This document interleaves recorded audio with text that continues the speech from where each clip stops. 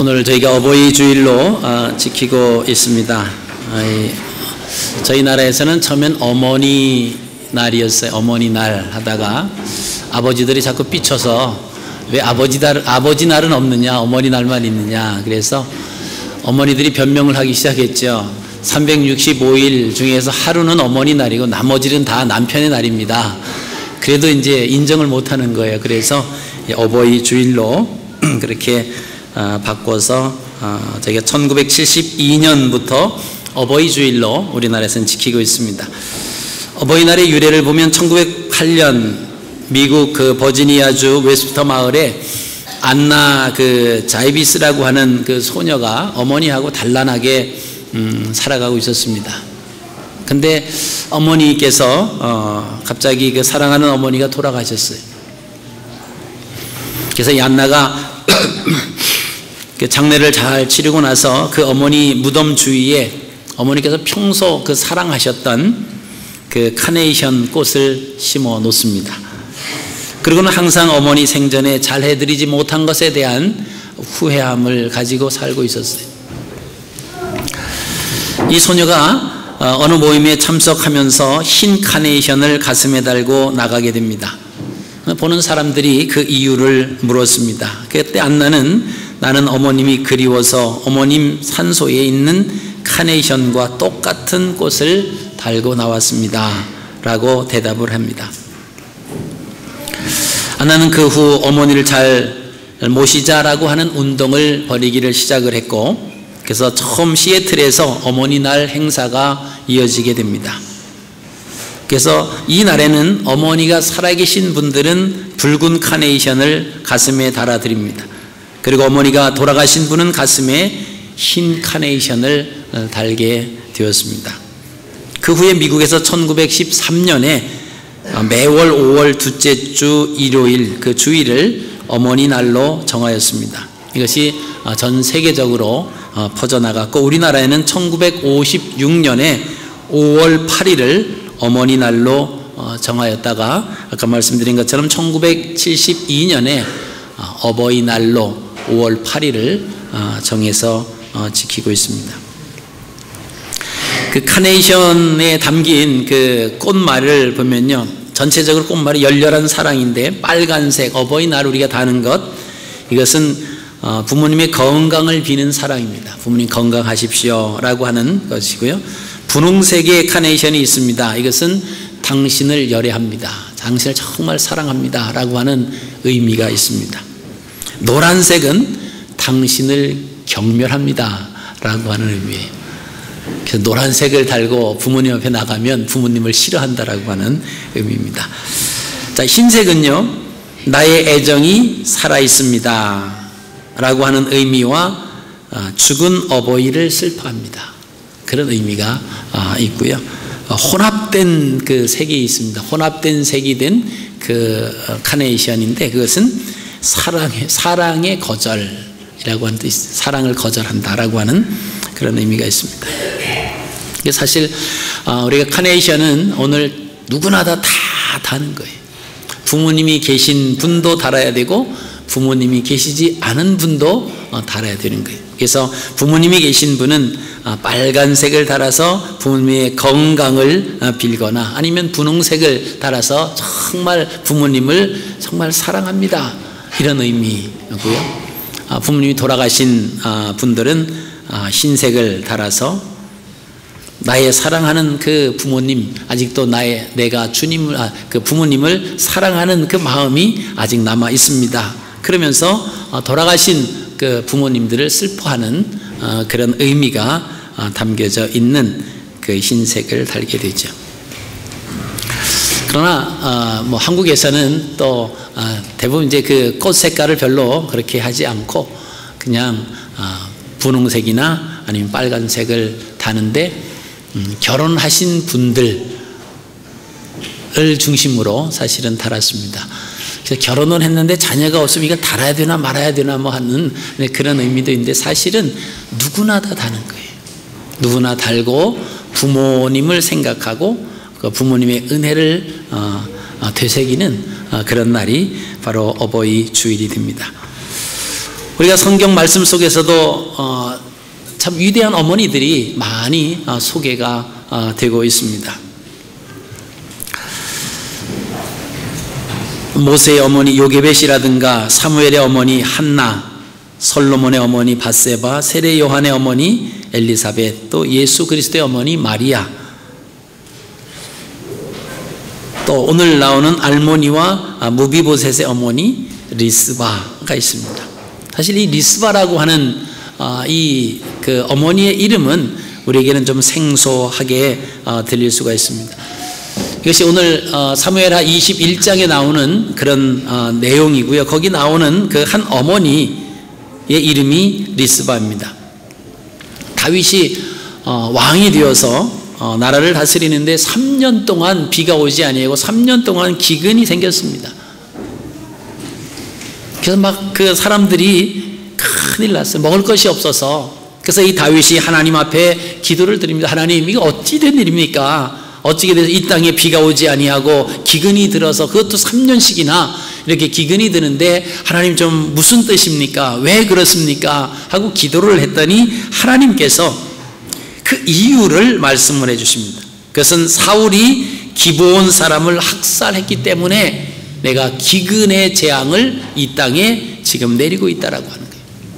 그럼 기브온 사람이라고 하는 이 사람들은 어떤 사람인가 하면 여호수아 9장을 보시면 여호수아가 이스라엘 백성을 이끌고 가나안 땅에 요단강을 넘어서 이제 가나안 땅에 들어갑니다. 여호수아에게 하나님께서 모세를 통해서 주신 말씀은 가나안 땅에 들어가면 가나안 땅에 있는 모든 부족들을 다 죽이라고 그랬어요. 다 진멸해라. 그리고 이스라엘 백성들이 들어가서 그 나라에 새로 다시 이제 셋업이 되는 겁니다. 근데 그 사람들이 있으면 하나님을 의지하기보다는 그 사람들을 자꾸 의지한다라고 하는 거예요. 왜냐하면 그 사람들이 그 땅에서 먼저 살아왔기 때문에 어떤 어려운 문제가 있거나 좀 해결되지 않은 문제가 있으면 물어보잖아요.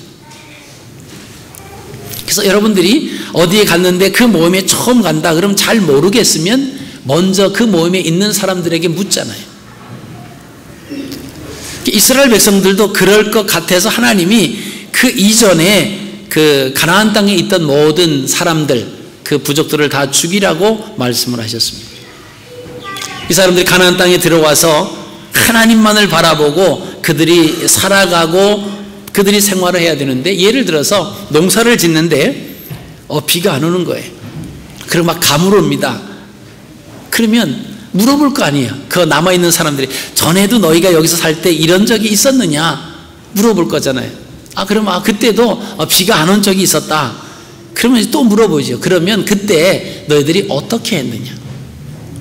그럼 그 사람들이 하나님을 몰랐으니까 어떻게 했겠습니까? 그 산꼭대기에 올라가 가지고 비 내려달라고 신들에게 뭐 돼지머리 잡아놓고 이렇게 막 기우제를 드리고 막 절을 하고 그랬더니 비가 내려왔다. 그래서 우리가 그 가뭄을 해결하고 농사를 짓게 됐다. 뭐 이런 얘기를 해주면 이스라엘 백성들도 뭐 당장 그 발등에 떨어진 불을 끄기 위해서 그렇게 쫓아간다는 거예요. 하나님을 섬기며 하나님을 바라보고 하나님 비를 허락해 주십시오 기도하기보다는 그 땅에 살아있던 사람들이, 하나님 없이 살았던 그 사람들이 행했던 그런 모습들을 쫓아갈 수 있다라고 하는 거예요. 그래서 그 모든 사람들을 다 죽이라고 했습니다. 근데 이 기브온에 있는 사람들이 그 여호수아에게 와서는 변장을 했어요.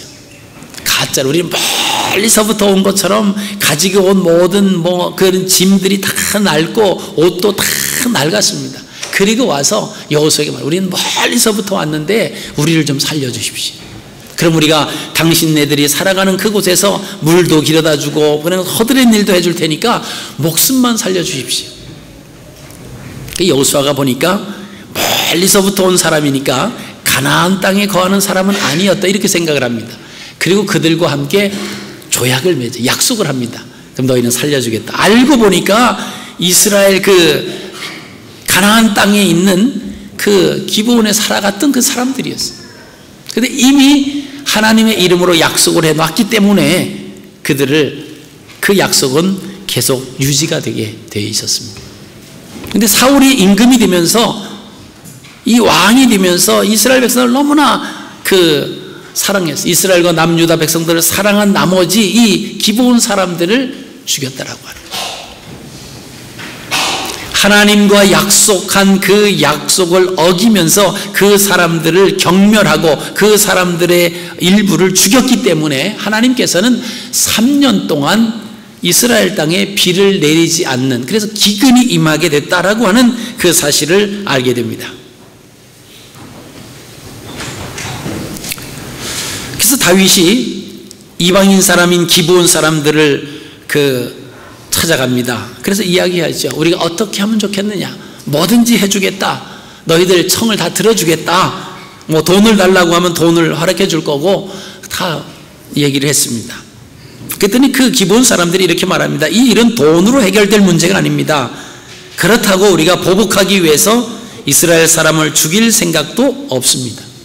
다만 사울의 자손 중 남자 7명을 우리에게 넘겨주십시오. 그러면 우리가 그들을 하나님 앞에서 나무에 매달겠다라고 하는 거예요. 그 말은 하나님과 약속한 것을 어긴 그 사울 후손의 7명을 나무에 달아서 죽이는 것으로 우리는 만족합니다. 그건 무엇을 의미합니까? 하나님과의 그 약속은 지금까지도 유효하다라고 하는 그것을 상기시켜 주는 겁니다. 하나님과 약속을 어긴 사람들에 대한 하나님의 공의를 그들의 죽음으로 보여주겠다라고 하는 것이죠. 다윗이 리스바의 아들 알모니와 무비보셋 그리고 5명의 외손자를 그들에게 넘겨주게 되고, 이 일이 있은 후에 그 7명은 전부가 다 그 나무에 매달아서 동시에 죽음을 당합니다. 그때에 그 시체가 있는 곳을 6개월 동안 떠나지 않은 여인이 있었는데, 그 여인이 누구냐면 알모니와 무비보셋의 어머니 리스바였습니다. 그럼 리스바라고 하는 여인은 누군가라고 하면 아름답기로 소문이 난 여인으로 사울 왕의 그 후궁이었습니다. 그 리스바는 2 아들을 낳았어요. 그런데 그 2 아들이 나무에 달려서 죽게 되었습니다. 그럼 왜 이 리스바가 그 2 아들이 죽은 그 시체 옆에 있었을까라고 하는 것을 보면, 나무에 매달아 두면 맹수나 독수리가 와서 시체를 뜯어먹습니다. 그 유대인들은 죽은 시신이 무덤에 장사되지 아니하고 밖에서 죽어서 객사한다든지 나무에 매달려서 그 시체가 맹수나 이 독수리에 뜯어 먹힌다라고 하면 아주 수치스러움으로 생각을 했습니다. 그래서 이 어머니 리스바가 낮에는 그 조류들로부터 그 시체를 보호하는 거예요. 밤에는 맹수들로부터 그 시체를 보호하는 겁니다. 밤낮으로 지키는데 자그마치 6개월 동안을 그렇게 하는 거예요. 여러분, 이것이 어머니의 마음이에요. 비록 아들은 죽었지만, 그러나 이 아들의 죽음이 최대의 수치는 가져오면 안 되겠다라고 하는 마음을 가지고 밤낮 6개월 동안 그 시체 앞에서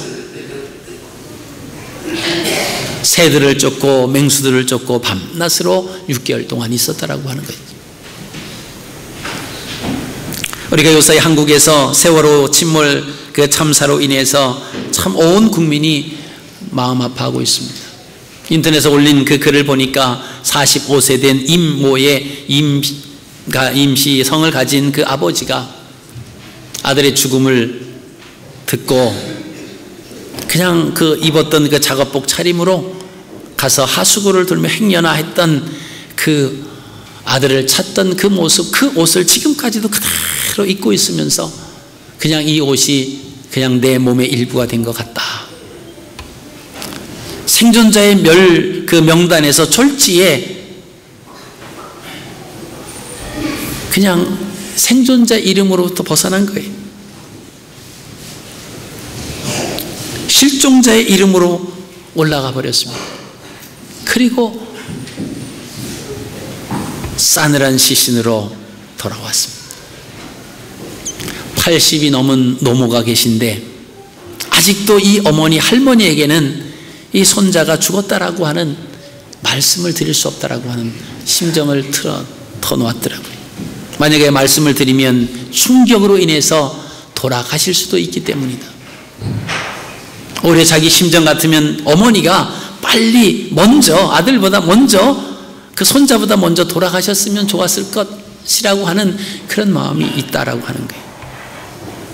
그래서 그 이름에는 그 있는 이름에 이름을 지워놓고 혹시나 방송을 하면서 그 손자의 이름을 읽고 할머니가 충격을 받을까봐, 그리고 아들이 먼 외국으로 유학을 갔다라고 하는 그런 이야기를 한다라고 하는 그런 이야기가 올라와 있더라고요.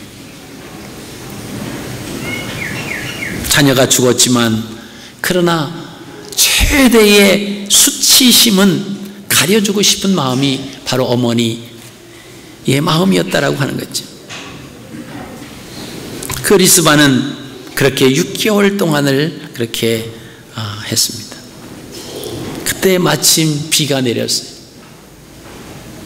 자, 비가 내렸다라고 하는 것은 하나님께서 그 모든 것을 이제는 하나님의 그 의분이, 하나님의 분내심이 이제는 하나님이 그것을 접으셨다라고 하는 그런 의미로, 그래서 그 나무에서 시체들을 내리고 장사를 지내게 하는 그런 일들이 나올 때까지 리스바는 그 일을 행했다라고 하는 것입니다. 아마 그렇지 않았으면 1년이고 2년이고 3년이고 계속 그 두 아들의 죽음 앞에서 리스바는 거기서 살았을 거다라고 하는 것이죠. 여러분, 어머니의 사랑에 3가지 특징이 있습니다. 첫째는 자식 곁에 있고 싶어하는 마음이 어머니의 사랑이에요. 근데 자식들은 어머니가 또 아버지가 곁에 있는 것을 자꾸 싫어하죠. 어릴 때는 가까이 하다가 자꾸만 싫어합니다. 그래서 시간이 지날수록 아들과의 관계가 멀어진다라고 하는 그런 말이 있더라고요. 자, 아들을 처음 낳았을 때는 1촌이었는데 대학을 가면 4촌이 되고 군대 다녀오면 8촌이 됩니다. 결혼하면 사돈의 8촌이 되고 애를 낳으면 동포가 되고 이민 가면 해외 동포가 됩니다.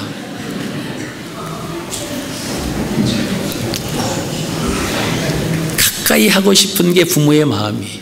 근데 자녀들은 자꾸 동포로, 해외 동포로 점점 멀어져 간다라고 하는 겁니다. 자, 그럼에도 불구하고 어머니는 늘 자녀들과 같이 있고 싶어 하시는 마음이 있다라고 하는 겁니다. 이것이 어머니의 사랑 중에 한 가지. 또 한 가지는 자녀들을 끝까지 보호하고 싶은 것이 부모의 마음이다라고 하는 것입니다. 리스바는 아들과 함께 있을 뿐만 아니라 아들의 시체를 보호합니다.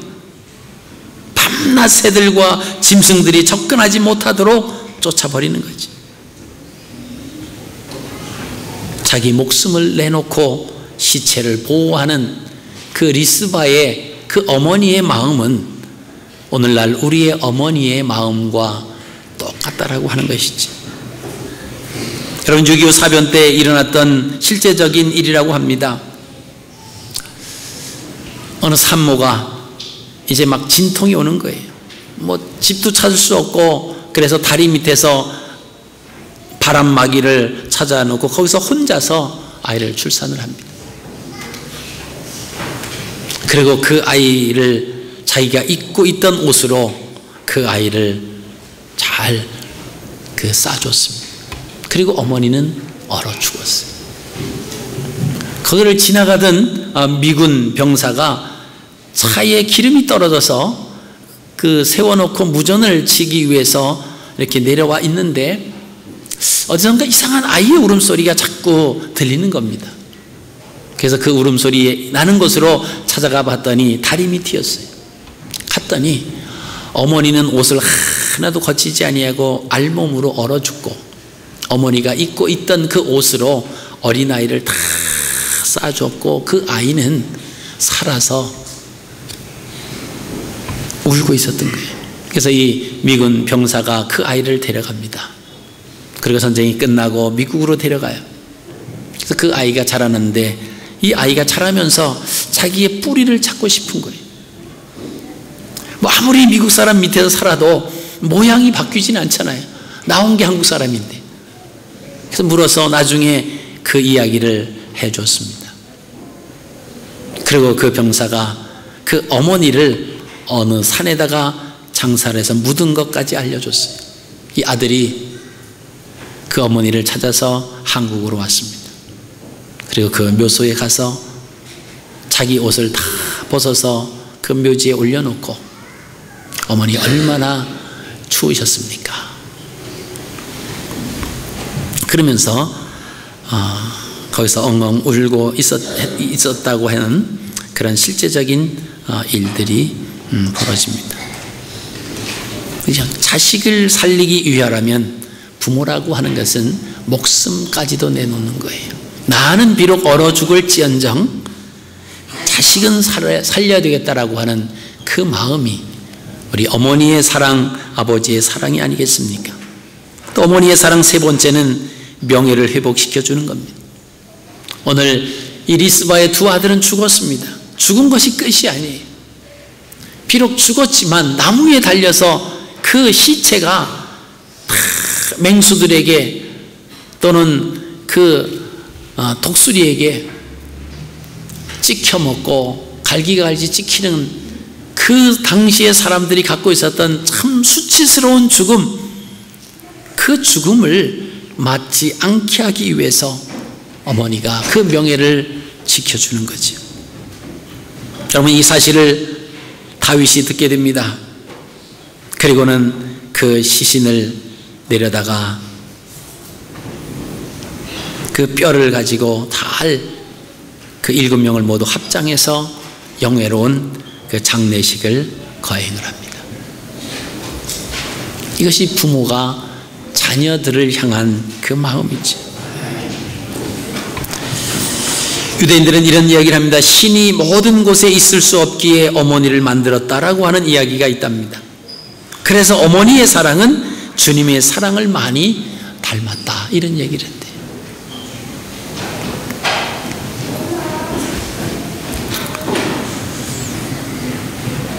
하나님이 우리와 늘 함께 계시죠. 그래서 우리는 예수 그리스도의 이름 중에서 임마누엘이다라고 하는 이름이 있습니다. 하나님이 우리와 늘 함께 계시는 거예요. 우리의 부모가 우리와 우리 자식들과 늘 함께 계시고 싶어하는 그 마음, 바로 하나님, 임마누엘의 하나님, 우리와 늘 함께 계시는 거예요. 늘 함께 계시고 싶어요. 근데 우리는 때로는 못된 자녀처럼 부모를 같이 하기 싫어하죠. 멀리 하려고, 내 마음대로, 내 고집대로 하려고 뿌리치고 고집을 피우고 그럴 때가 많이 있죠. 우리가 영적인 하나님의 자녀인 우리가, 하나님은 우리와 늘 함께 계시고 싶어요. 우리를 보호해주고 싶어 하십니다.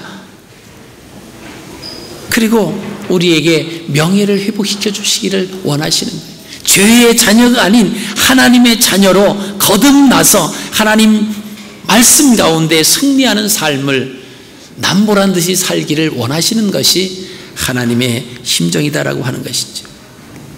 이사야 49장 말씀을 보시면 주님께서 나를 버리셨고 주님께서 나를 잊으셨다고 하는구나. 어머니가 어찌 제 젖먹이를 잊겠으며 제 태에서 낳은 아들을 어찌 국률이 여기지 않겠느냐. 비록 어머니가 자식을 잊는다 하여도 나는 절대로 너를 잊지 않겠다. 보아라 예루살렘아, 내가 내 이름을 내 손바닥에 새겼고 내 성벽을 늘 지켜보고 있다. 이게 이사야 49장 14절로 16절에 있는 말씀입니다. 어머니의 사랑에는 유효기간이 없어요. 우리 하나님의 사랑도 유효기간이 없습니다. 비록 우리를 낳아준 부모님이 우리를 잊거나 우리를 버릴 수 없지만 행여나 우리를 버린다 손치더라도 하나님께서는 우리를 결코 잊지도 아니하시고 버리지도 아니하시고 우리의 이름을 하나님의 손바닥에 새겼고 내 성벽을 늘 지켜보고 계신다라고 하는 것입니다. 어머니의 사랑과 하나님의 사랑이 우리에게 무엇을 가르쳐 줍니까? 영적인 그리고 정신적인 관계가 참으로 중요합니다. 우리 교회에 영적인 어머니가 많이 있기를 원합니다.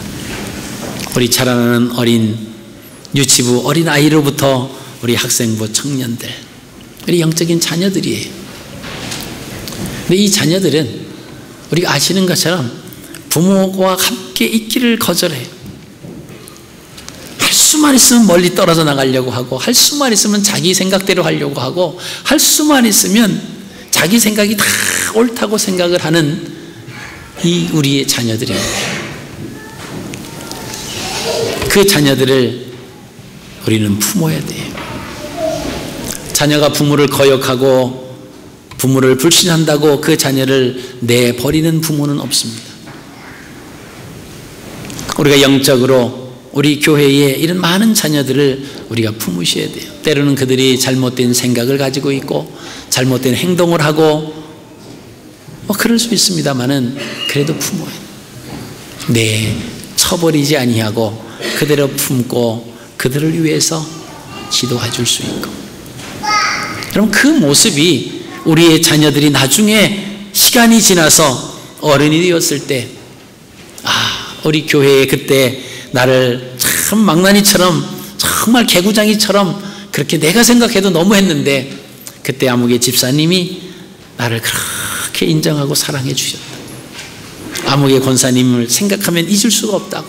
아무개 장로님을 생각하면 참 나도 그렇게 나중에 그런 장로님이 돼야 되겠다고 하는 그런 마음, 그냥 그것이 거저되는 것은 아니죠.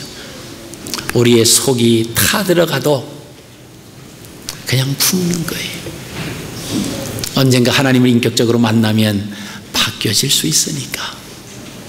그 잘못됐다고 내쳐버리면 오히려 하나님도 모르고 멀리 떠날 수밖에 없는 그런 위치에 있다라고 하는 겁니다. 우리 부모가 그런 자녀들을 다 품을 수 있는 영적인 부모가 우리 교회에 많이 일어나기를 원합니다.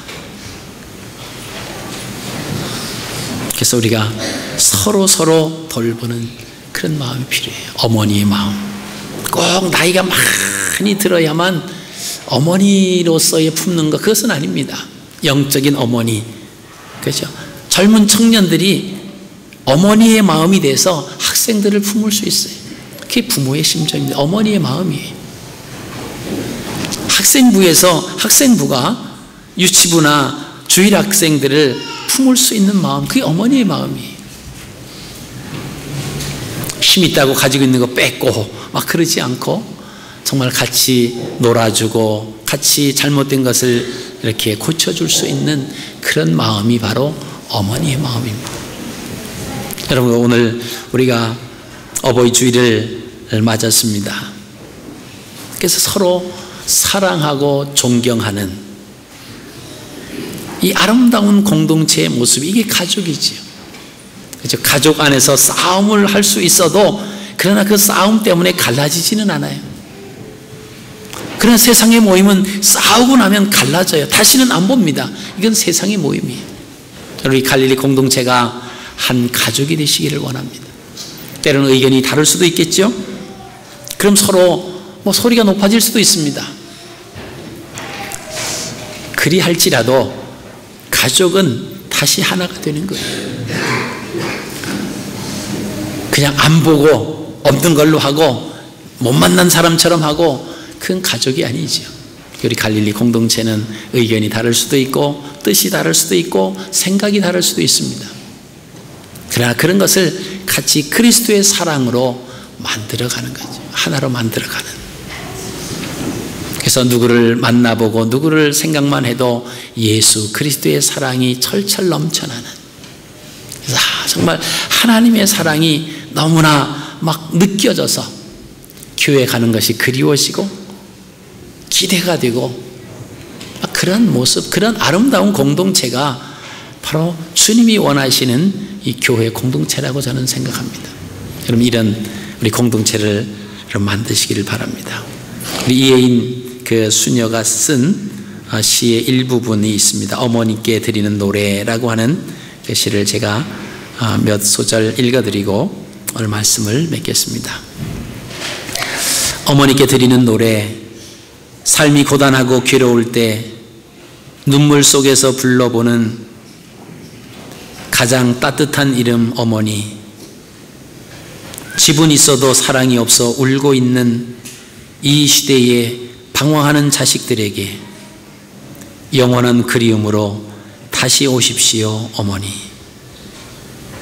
아름답게 열려있는 사랑을 하고 싶지만 번번이 실패했던 어제의 기억을 묻고 온 우리도 이제는 어머니처럼 살아있는 강이 되겠습니다.